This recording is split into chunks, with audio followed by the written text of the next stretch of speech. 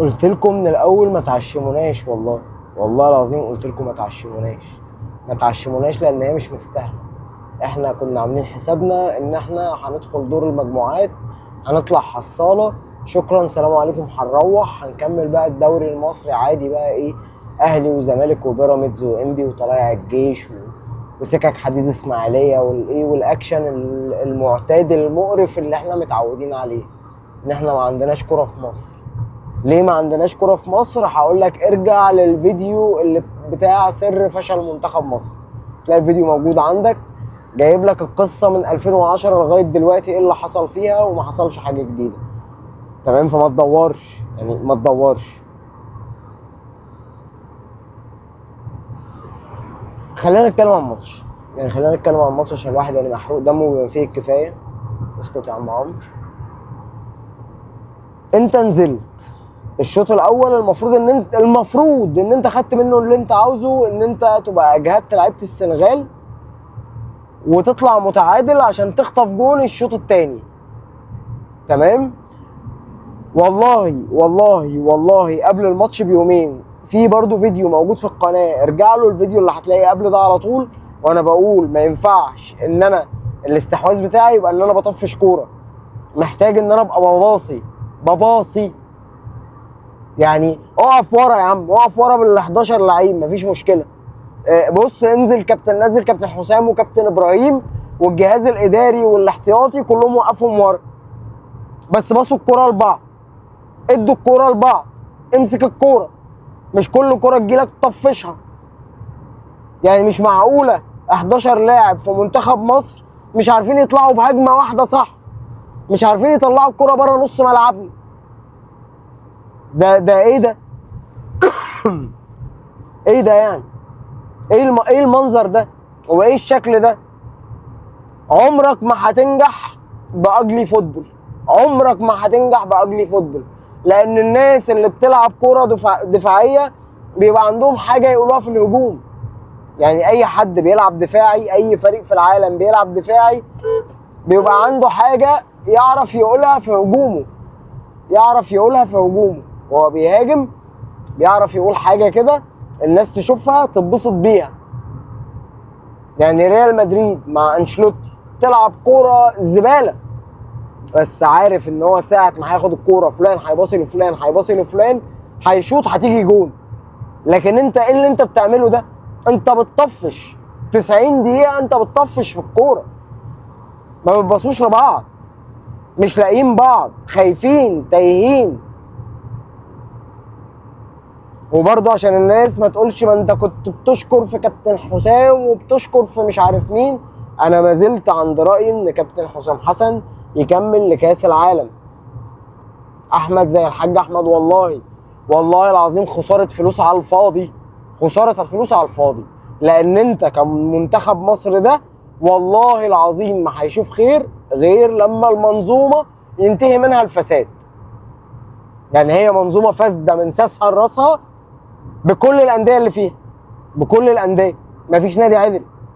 يعني بس عشان خاطر الناس ما تقولش ايه انت بترمي كله، انديه باتحاد كوره بلجنه حكام بكل حاجه،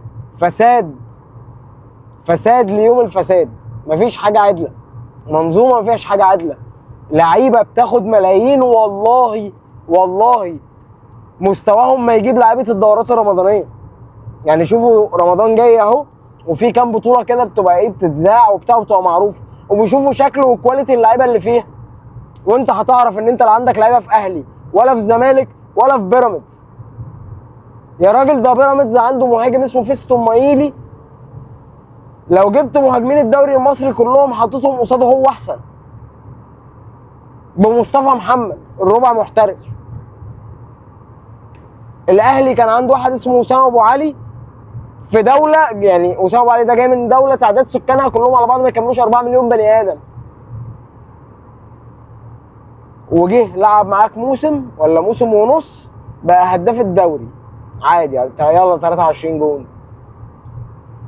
انتوا بتهزروا، والله العظيم احنا منظومه فاشله ومنظومه فاسده، ولاعيبه ما عندها دم، يكمل لكاس العالم، بس والله ما عنده فكره. يعني انت النهارده نزلت الشوط الثاني، امسك بقى كوره شويه يا عم، يا عم امسك كوره، حرك الكوره لقدام. طيب بعد ما دخل فيك الجول سبحان الله بقيت عارف تمسك كوره، تمام. منتخب السنغال بقى بيدافع، بس بقى بيدافع وبيقطع منك الكوره وبيعمل عليك هجمات خطيره. ده الاسلوب اللي انت كنت المفروض تبقى بتلعب بيه الشوط الاول، وده الاسلوب اللي انت كنت المفروض تكمل بيه الماتش، مش تاخد الكوره تطفشها ورجوله واحنا جامدين. ده قرف، ده قرف والله العظيم، قرف، حاجه تحرق الدم، بتندمه الواحد ان هو يتفرج على كوره اصلا. يعني لا يتفرج على اهلي ولا يتفرج على منتخب، وحاجه تقرف بجد، بتندمونا ان احنا بنتفرج على كوره.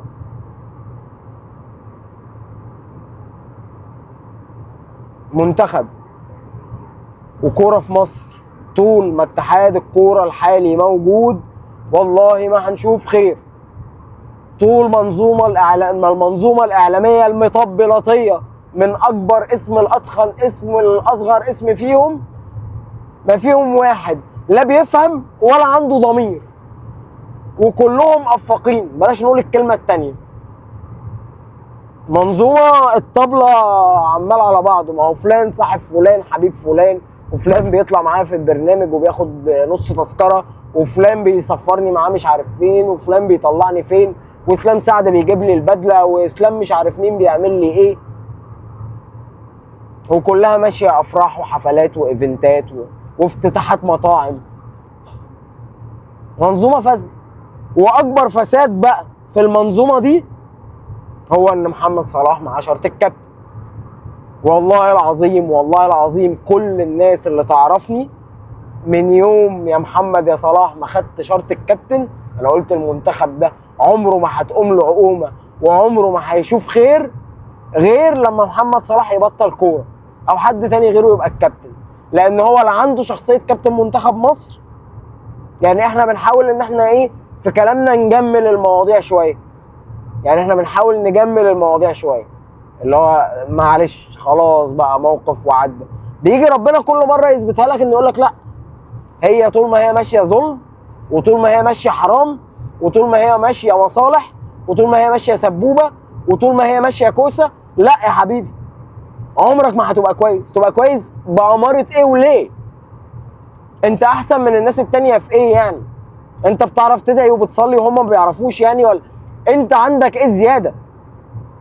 يعني انت عندك ايه زياده عشان ربنا يكرمك عن بقيه المنتخبات اللي بتلعب قصادها؟ ولا حاجه، ولا حاجه.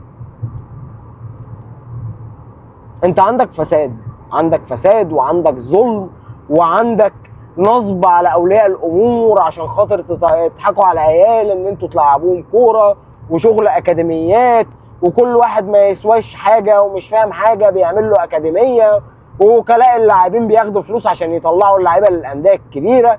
ففي الاخر تلاقي النادي الاهلي رايح يشتري لعيب زي عمرو الجزار، يعني ما عندوش اي حاجه، ما عندوش اي حاجه، انت فاهم؟ يعني لاعب ما عندوش اي حاجه ب 60 مليون، مدافع.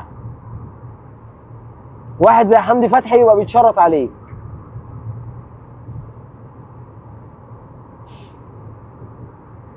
واحد زي زيزو يبقى ب 100 مليون. ليه يا عم؟ ليه؟ هو انتوا عندكم حاجه ولا عندكم كوره ولا عندكم اي زفت وخرا على دماغكم؟ مش هنشوف خير طول ما اتحاد الكوره ده موجود، مش هنشوف خير طول ما منظومه الكوره فاسده، مش هنشوف خير طول ما الاعلام فاسد وبيغيب عقول الناس، مش هنشوف خير طول ما محمد صلاح كابتن منتخب مصر، مش هنشوف خير طول ما احنا منتخب باصل صلاح، مش هنشوف خير طول ما احنا بندور على اللقطه، مش هنشوف خير طول ما احنا عاملين ان احنا منتخب الرجاله واحنا اصلا ما عندناش كوره، مش هنشوف خير وطول ما اللعيبه اللي تستحق انها تلعب كوره وتبقى موجوده في انديه احنا بندمرها وبنقعدها في البيت عشان معهاش فلوس، عشان ما فيش حد بيجري وراها، وعشان ما فيش واسطه في ظهره يلعبه. لكن قسما بالله العظيم اي واحد لعب كوره في حياته في الشارع في مصر يلعب احسن من اي واحد في النادي الاهلي، واحسن واحد في منتخب مصر. هو ما فيش كلام يتقال اكتر من كده. السلام عليكم.